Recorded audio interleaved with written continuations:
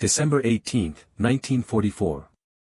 A frozen forest somewhere between Bastogne and Houffalize in the Belgian Ardennes. Private Heinrich Müller crouched in a shell crater that had become his home for the past 36 hours, pressing his back against frozen earth while American artillery thundered overhead. 22 years old. Former baker's apprentice from Bremen. Wehrmacht infantry. 11 months since his last proper meal. The crater was 6 feet deep and 12 feet wide, carved by a 155mm American shell 2 days earlier. 3 other German soldiers shared the space with him. Oberstleutnant Klaus Zimmermann, age 19, who had not spoken since a shell fragment grazed his skull the previous morning. Gefreiter Otto Braun, 24, whose left hand had turned black from frostbite. And Feldwebel Werner Koch, 31, the oldest among them, who kept checking his empty rifle as if ammunition might materialize through force of will. Snow fell in thick curtains. Temperature was -15 degrees Celsius. The ground was iron. The trees were skeletal. Everything was white and gray and the color of death. Muller's last ration had been consumed 48 hours earlier. Half a piece of stale bread. No butter. No cheese. Just bread that tasted like sawdust. Before that, he had eaten once in 3 days. A watery soup made from potato peels and melted snow. The Wehrmacht supply lines had collapsed weeks ago when the offensive stalled. Now they were cut off, surrounded, starving. His stomach had stopped hurting 2 days ago. That was when the cramping pain transformed into something else. A hollow emptiness that made his head light and his hands shake. His body was consuming itself. Muscle tissue breaking down to feed vital organs. The human machine eating its own components to survive a few more hours. The offensive had begun 3 days earlier. Operation Wacht am Rhein. Hitler's last great gamble in the West. 200,000 German troops smashing through American lines in the Ardennes forest, driving toward the Meuse River, splitting the Allied armies, capturing Antwerp, forcing a negotiated peace. That was the plan. The plan had failed. American resistance was stronger than intelligence predicted. The weather was worse than forecasters calculated. German supply columns could not keep pace with advancing units. By December 17, the offensive had stalled. By December 18, German troops were scattered across frozen forests, cut off from support, hunted by American patrols, starving. Müller had not eaten in 48 hours. Zimmermann had not eaten in 72. Braun's last meal was 4 days ago. Koch had been eating snow to fill his stomach, but snow only accelerated hypothermia. They were dying. Not from bullets. From hunger. The crater provided cover from direct fire but no protection from cold. They had no blankets. Their greatcoats were soaked through from lying in snow. Muller's boots had holes in both soles. His feet were numb. He could not feel his toes anymore. That was bad. That meant frostbite. That meant amputation if he survived. If. At 0300 hours, Koch spoke for the first time in 6 hours. His voice was barely a whisper. He said they needed to move. American patrols were searching the forest. If they stayed in the crater, they would be captured or killed. They needed to reach German lines. Needed to find food. Needed to survive. Müller understood the logic but could not find the strength to stand. His muscles would not respond to commands. His body had shut down non-essential functions. Movement required energy. Energy required food. Food did not exist. Braun tried to stand and collapsed immediately. His frostbitten hand was useless. He had no balance. Koch pulled him upright and they stood together, swaying like drunks. Zimmermann remained sitting. He stared at nothing. His eyes were empty. They had fought for Germany. They had believed the propaganda about living space and racial superiority and the 1,000-year Reich. Now they were freezing in a Belgian forest, starving to death, abandoned by the army that promised them glory. The belief system that sustained them through Russia and France and Norway had disintegrated. What remained was animal survival instinct. Find food. Stay warm. Live another day.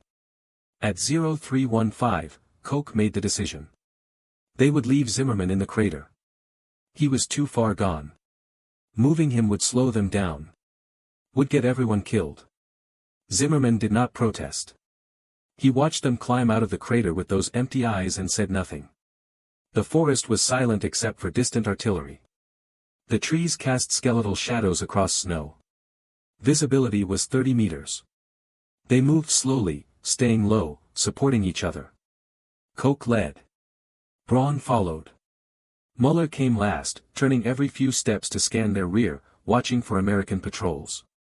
They had walked perhaps 200 meters when they smelled it. Smoke. Wood smoke.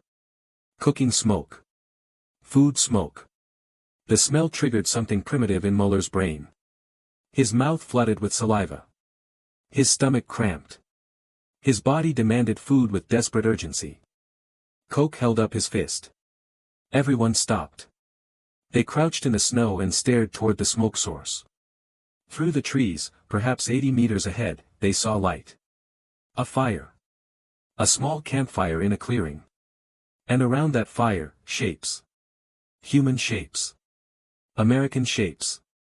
Muller counted 6 soldiers. All Americans. They sat around the fire, passing something between them. Food. They were eating. Muller could smell meat. He could smell coffee. Real coffee, not the acorn substitute the Wehrmacht issued. His body trembled. Not from cold. From hunger. Koch whispered they should circle around. Avoid the Americans. Find another route. But Muller could not move away from the smell of food. His brain had locked onto that scent. His survival instinct overrode tactical thinking. He needed to eat. He would die without food. The Americans had food. Braun was already crawling forward. Moving toward the fire like a moth toward flame. Koch grabbed his ankle, tried to pull him back, but Braun kept crawling. His blackened hand dragged through snow. He made no sound. He moved with singular purpose. Then Braun stepped on a branch hidden under snow. The crack was loud as a rifle shot in the silent forest. The Americans jumped to their feet. Weapons appeared.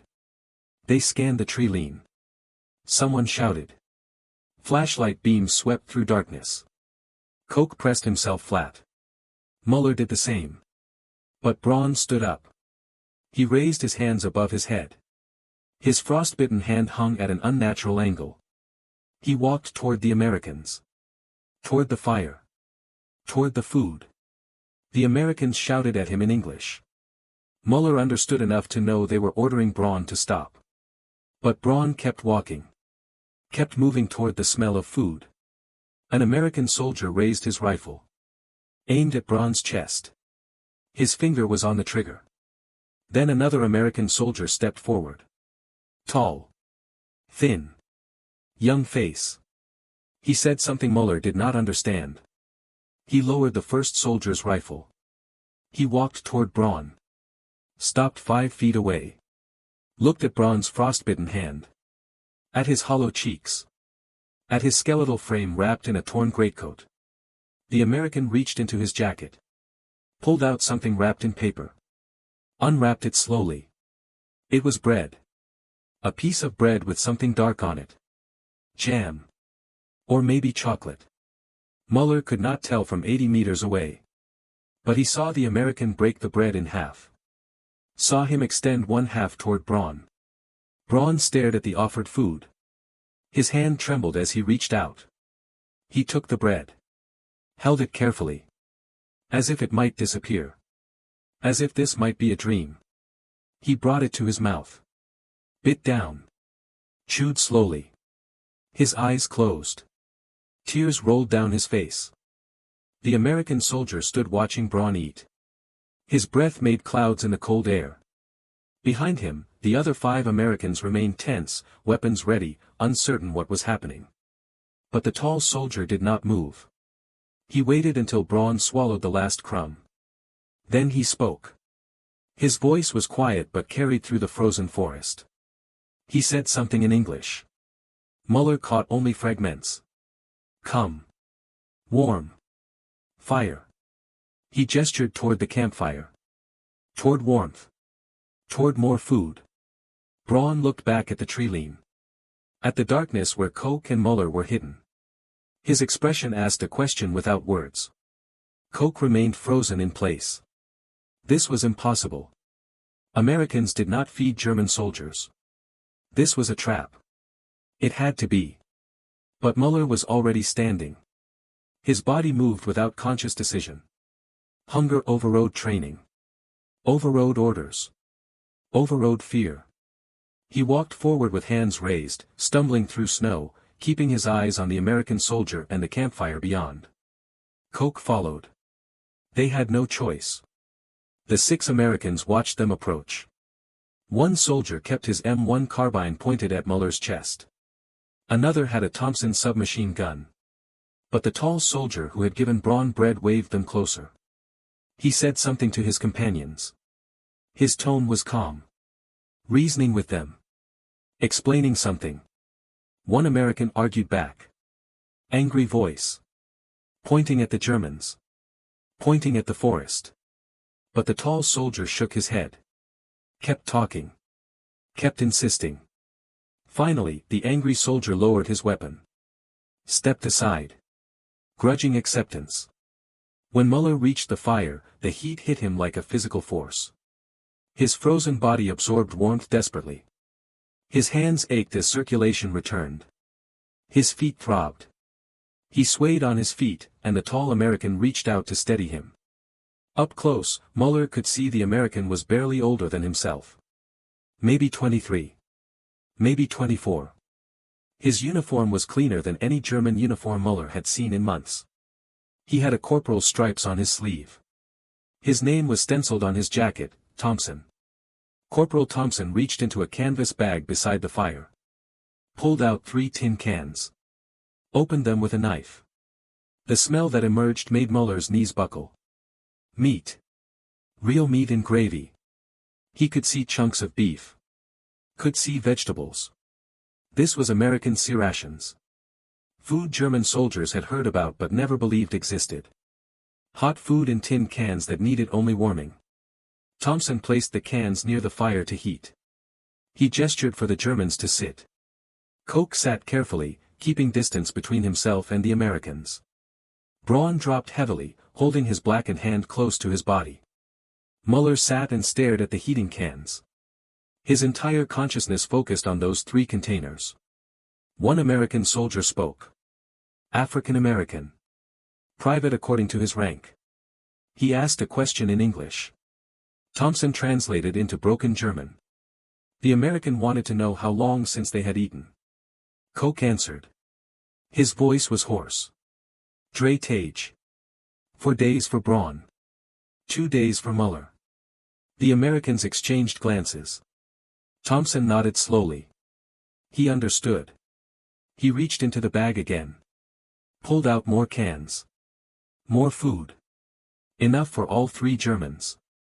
The angry American soldier spoke again. Harsher now. Muller caught the word, prisoners. Thompson shook his head. He replied in English. His tone was firm. Not prisoners. Just soldiers. Just hungry soldiers. Another American intervened. Older soldier. Sergeant according to his stripes.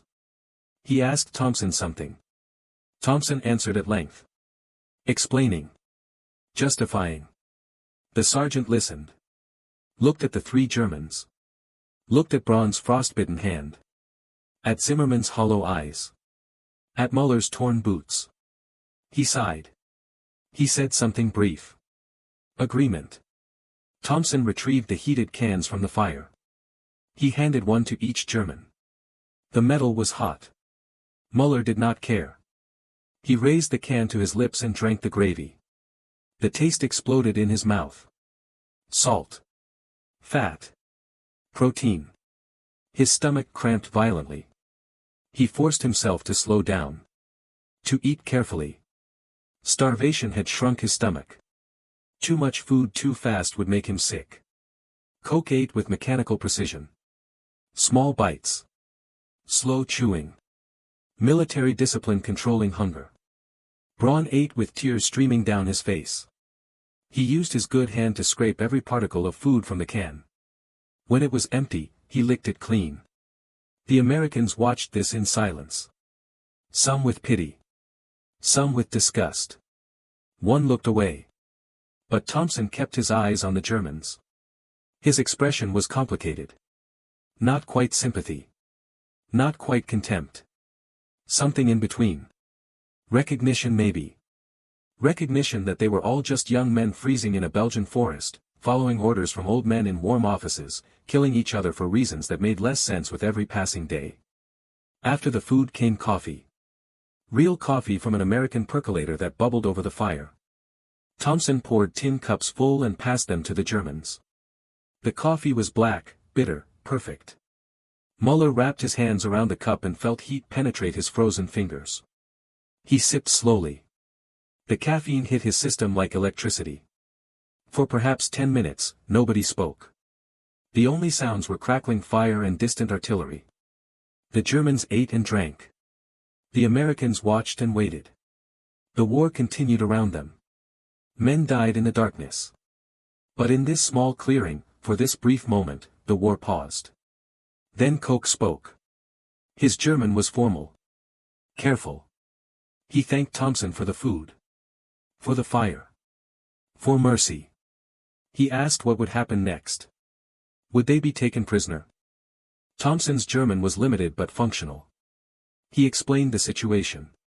His patrol was lost. They had been separated from their company during a German counterattack 2 days ago. They were trying to reach American lines. Did not know exactly where those lines were. Had limited ammunition. Limited supplies. Could not take prisoners even if they wanted to. Koch nodded. He understood. Both groups were stranded. Both were lost. Both were trying to survive. In different circumstances, they would be killing each other. Tonight, they were sharing coffee by a fire. The sergeant spoke again. His name was Miller according to his jacket. He asked Thompson to translate a question. Did the Germans know where German lines were? Thompson translated. Koch shook his head. They were as lost as the Americans. They had been cut off from their unit 3 days ago. Had been wandering the forest trying to find friendly forces. Had found only cold and hunger. Miller considered this. He spoke to his men. A brief conference. Voices too low for Muller to hear. Then Miller turned back to Thompson. Gave an order. Thompson translated. The Germans could stay by the fire for 1 hour. Could warm themselves. Could rest. Then both groups would move. The Americans heading west toward their lines. The Germans heading east toward theirs. No prisoners. No fighting. Just survival. Koch accepted this immediately. It was more than he expected. More than he deserved. They were enemies. They should be shooting each other. Instead they were sharing fire and food. It made no sense. But sense had abandoned this war long ago. Muller sat by the fire and felt strength returning to his body. The food was spreading through his system. The warmth was penetrating his frozen core. His hands stopped shaking. His vision cleared. He was going to survive tonight. Maybe not tomorrow. Maybe not the day after. But tonight he would live. He looked at the American soldiers around the fire. They were young like him. Tired like him. Scared like him. They wore different uniforms and spoke a different language, but they had the same hollow eyes. The same exhausted postures. The same desperate need for warmth and food and sleep. They were not the enemy. They were just soldiers. Just men trying to survive. The African-American soldier pulled out a pack of cigarettes. Lucky Strikes. He offered one to Muller. Muller took it with trembling fingers. The soldier lit it for him with a Zippo lighter. The tobacco was fresh. Real tobacco, not the oak leaf substitute the Wehrmacht issued. Muller inhaled deeply. The nicotine buzzed in his head. He closed his eyes. When he opened them, he saw Thompson looking at him. Their eyes met across the fire. Thompson smiled slightly. Not a friendly smile. Not quite. But not hostile either. A smile of recognition. Of shared humanity discovered in impossible circumstances. Muller nodded back. He could not smile. Did not know how anymore. But he understood what Thompson was communicating. We are not monsters. Neither of us are monsters.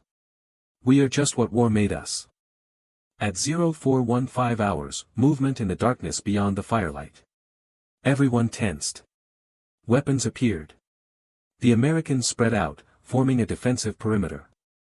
Koch, Braun, and Muller pressed themselves flat against the frozen ground, unarmed, vulnerable.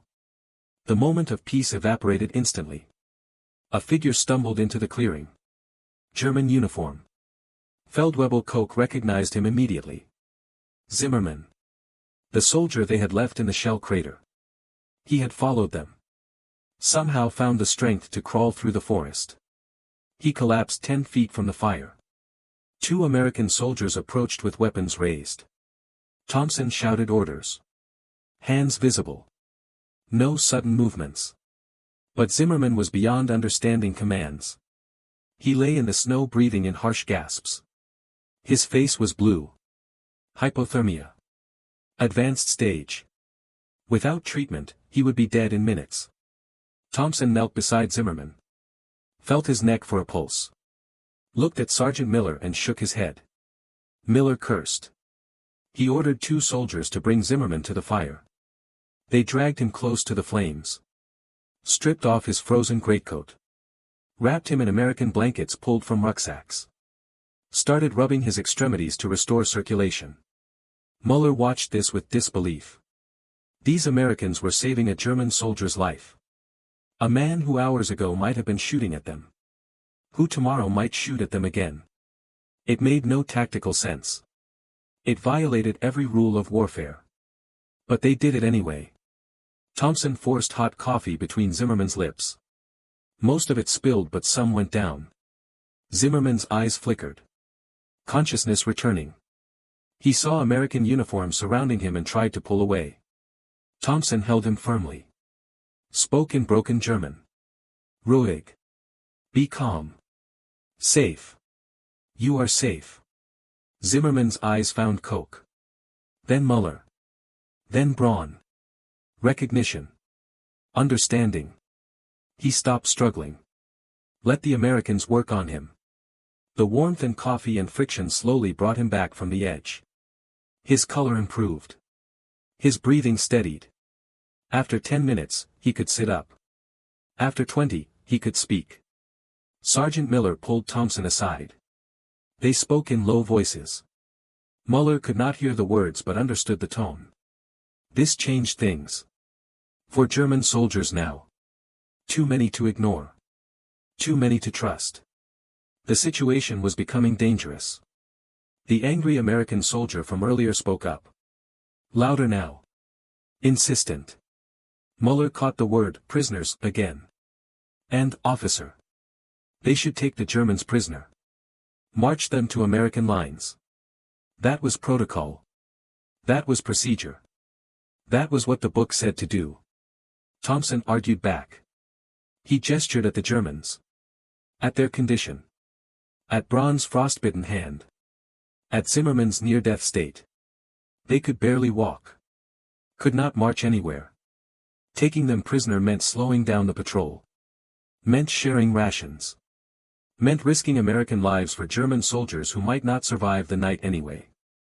Miller made the decision. His voice cut through the argument. Final word. No prisoners. Both groups would separate. Now. Immediately. Before someone did something stupid. Before the temporary truce collapsed into violence. Thompson translated. Koch nodded understanding. He started to stand, but Zimmermann could not walk. He tried and fell immediately. His legs would not support his weight. The hypothermia had damaged muscle tissue. He needed more time to recover. Time they did not have. The African-American soldier spoke. He pointed at Zimmermann. Pointed at the Germans. Made a carrying gesture. 2 of them could support Zimmermann. Walk him between them. It would be slow but possible. Muller and Koch moved to Zimmermann's sides. Pulled him upright. He stood on trembling legs with an arm around each of their shoulders. Braun steadied himself with his good hand against a tree. They were ready. As ready as they would ever be. Miller gave the order. Americans packed their equipment quickly. Military efficiency. Fire extinguished with snow. No trace left. They moved out heading west, melting into darkness within seconds. Professional soldiers who knew how to vanish in hostile territory. Thompson was the last to leave. He paused at the tree lean. Looked back at the 4 Germans standing in the now dark clearing. He raised one hand. Not quite a wave. Not quite a salute. Something in between. Acknowledgement maybe. Or farewell. Then he turned and was gone. The Germans stood in silence. The forest was dark again. Cold again. But they were alive. They had food in their stomachs. They had strength in their bodies. They could move. Could search for their lines. Could survive a few more hours. Koch gave the order. They moved east, carrying Zimmermann between them, following instinct and guesswork through frozen forest. Every 100 meters they stopped to rest. To let their shaking muscles recover. To catch their breath. Progress was agonizingly slow. At 0530, dawn began breaking. Gray light filtering through snow-laden trees. Visibility improved. They could see perhaps 50 meters ahead. They could see the terrain. Could navigate properly. This helped but also exposed them. American patrols hunted these woods.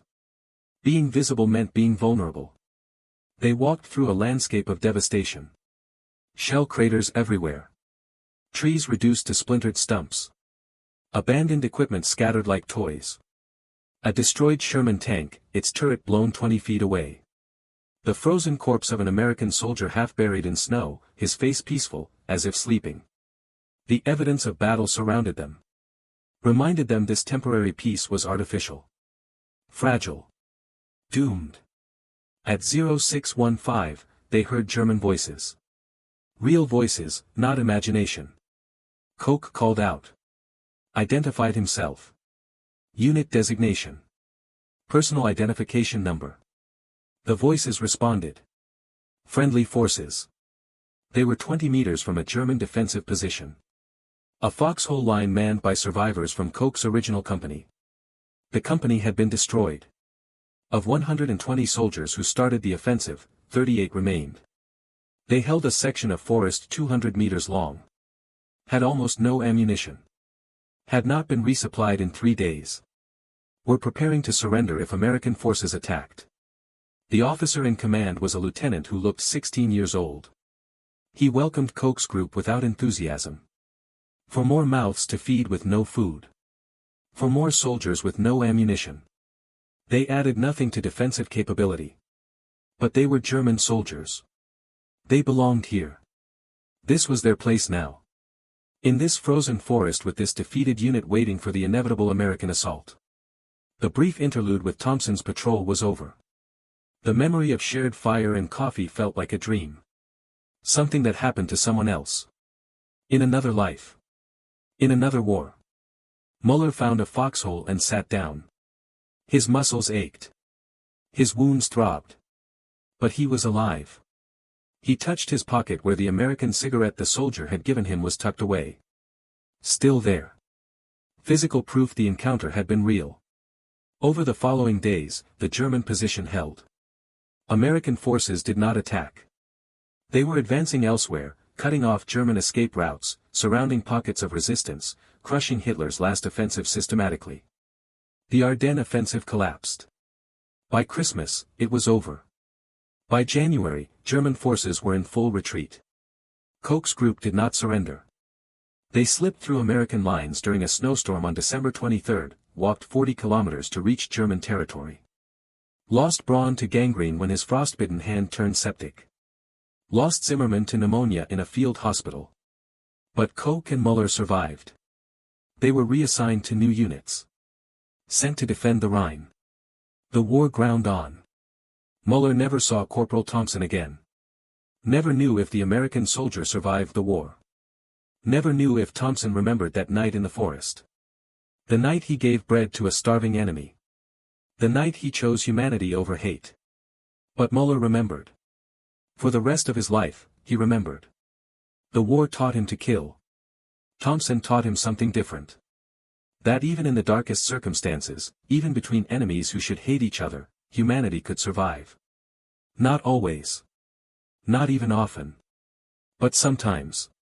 When hunger made enemies share their last piece of bread. When survival instinct transcended ideology. When young men freezing in a Belgian forest recognized they were all just trying to live one more day. That memory never left him. That lesson shaped everything after.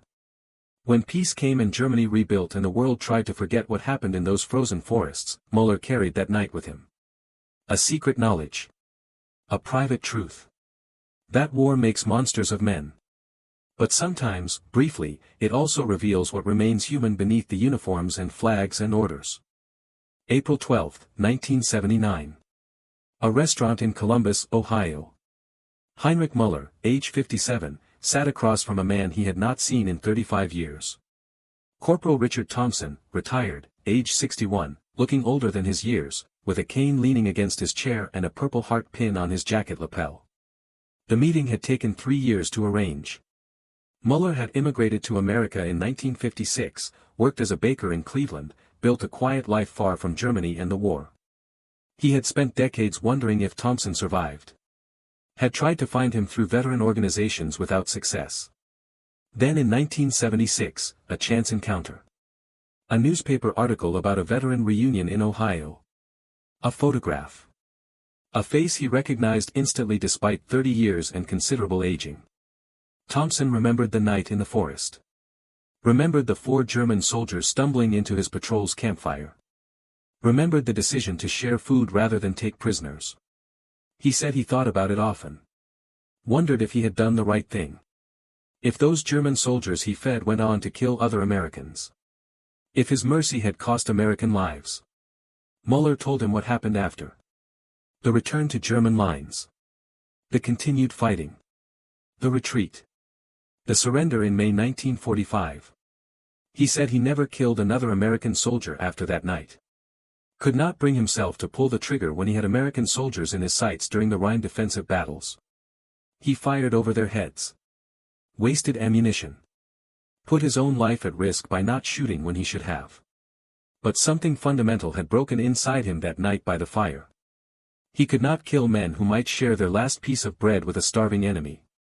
Thompson listened without interrupting. When Muller finished, Thompson said he understood.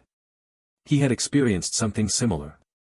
After that night, he could not look at German prisoners without seeing cold and hunger and desperation instead of enemy uniforms. He had volunteered for guard duty at a POW camp after the war ended. Made sure the prisoners got proper rations. Full portions. Sometimes extra food from the guards' own supplies. He had been reprimanded for it. Told he was being too soft. He ignored the reprimands. They ordered coffee.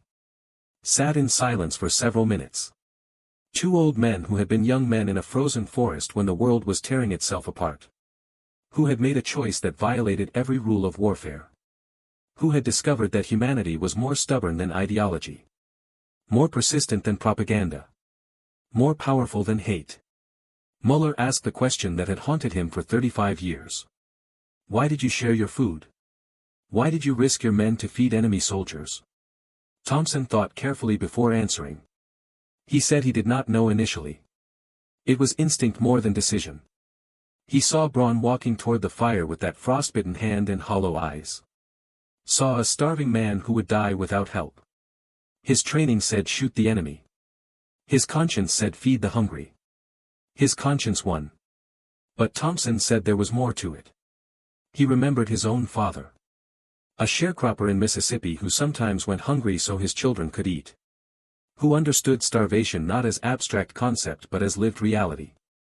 Who taught Thompson that feeding the hungry was a moral imperative that transcended political differences. When Thompson saw those starving German soldiers, he saw his father's face. Saw the dignity of people enduring deprivation. Saw human beings, not enemies. Muller said he wished more soldiers had that father. That conscience. That ability to see humans instead of uniforms. Maybe the war would have been different. Maybe it would have ended sooner. Maybe fewer people would have died. Thompson shook his head. He said one patrol sharing food in one Belgian forest could not change the course of a global war. The decision-makers sat in comfortable offices giving orders that killed millions. Generals and politicians and ideologues who never froze in foxholes. Who never starved. Who never had to look into the eyes of men they were ordered to kill. Personal mercy on a small scale could not counteract industrial violence on a massive scale. But Thompson said it mattered anyway. Not strategically. Not historically. But morally. He had made a choice that honored his values instead of his orders. Had fed hungry soldiers because it was right, not because it served military objectives. That choice defined who he was. Shaped how he lived the rest of his life. Taught him that personal integrity mattered even when the world descended into madness. Muller agreed. He said that night saved his life obviously. The food gave him strength to walk to German lines. But it saved something else too. Saved his faith that goodness could exist in evil circumstances. That individuals could choose mercy when surrounded by cruelty. That humanity was not completely extinguished by ideology and nationalism and war. They talked for 3 hours. About the war. About survival. About the decades after. About children and grandchildren who would never understand what they experienced. About nightmares that still woke them in darkness. About guilt for actions taken and not taken. About the weight of memory. Before they parted, Thompson gave Muller something. A photograph. Black and white. Faded. It showed 6 American soldiers around a campfire in a forest clearing. Taken December 17, 1944, the evening before they encountered Muller's patrol. Thompson pointed to himself in the photo. Young face. Clean uniform. Full equipment. No idea what the next day would bring. Muller stared at the photograph. He said he wished he had a photo from that night. Visual proof that it happened. That enemy soldiers sat together by a fire sharing food and coffee and cigarettes. That for a brief moment, war paused. That mercy was possible. Thompson said some things do not need photographs. Some things survive only in memory. Maybe that was better. Photographs fade and get lost. Memory endures. Gets passed down. Becomes part of who we are and what we teach our children. They embraced when they separated. 2 old men who had been enemies. Who became something else. Not quite friends. Something more complicated. Witnesses to each other's humanity. Proof that even in the worst circumstances, people can choose kindness over cruelty. Can share their last piece of bread with a starving enemy. Can recognize that beneath uniforms and flags and ideologies, we are all just humans trying to survive. Heinrich Muller died in 1987. Richard Thompson died in 1992. Neither told their story publicly. Neither wrote memoirs or gave interviews. The encounter in the Belgian forest remained private. Known only to the few men who were there. Who shared that fire. Who participated in that small act of mercy.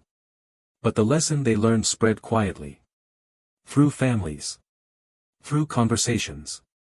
Through the way they treated others after the war ended. Muller taught his children that enemies are created by politics, not nature.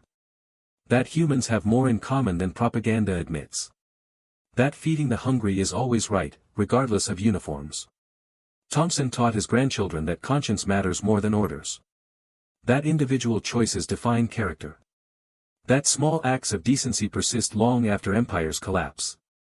The world never knew about that night in December 1944. History books did not record it. Documentaries did not dramatize it. Medals were not awarded.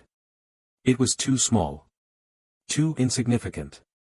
Just a few soldiers around a fire in a frozen forest.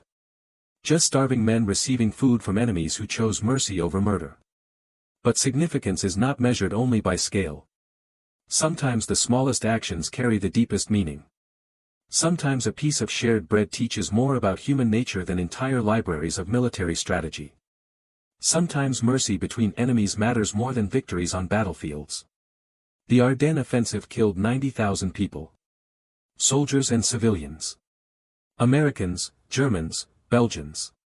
The battle destroyed towns and forests. Shattered families. Created orphans and widows. Left scars on the landscape that remain visible today. That was the official history. The documented consequence.